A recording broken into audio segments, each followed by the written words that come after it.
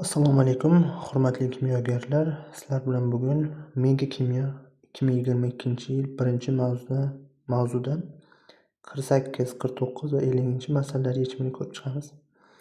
Demak, 48-savolga qarasak, 0,47 mol miqdorining massasi 47 gramm bo'lgan moddani toping. Demak, molyar massani topishimiz kerak. Bu yerda bizda massa berilgan, modda miqdori berilgan. Molyar massani topish kerak. Mana shu formula orqali topamiz. 47 grammni 0,47 molga bo'lsak, 100 gramm taqsim mol kelib chiqadi bizda. Bu molyar massa. Endi molyar massasi 100 gramm bo'lgan moddani topishimiz kerak. Bu kalsiy karbonat hisoblanadi. Javoblar ichida faqat shuning molyar massasi 100 grammga teng. Demak, to'g'ri javobimiz D javob bo'ladi. 49-savolga qarasak, 0,5 mol miqdorining massasi 49 gramm bo'lgan moddani toping. Bu ham xuddi shunaqa savol. Formula bizda tayyor.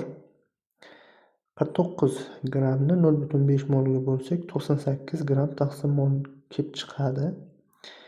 Demak, massasi 98 gramm taqsim mol bo'lgan moddalar endi bitta emas, ko'p, lekin javoblar ichi faqat mana shu fosfat kislota to'g'ri keladi.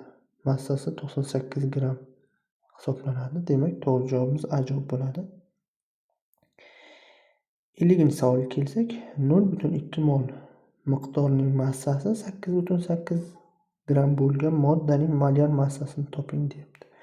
Bu ham xuddi shu formula asosida topiladi. 8,8 grammni 0,2 molga bo'lsak, 44 gramm taqsim mol kelib chiqadi.